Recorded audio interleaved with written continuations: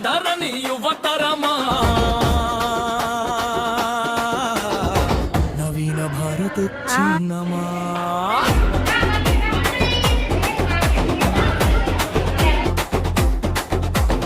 ఆవత్తు జావత్తు నిలిపివేసి అంటే ఎలక్షన్ అందులు పెట్టినా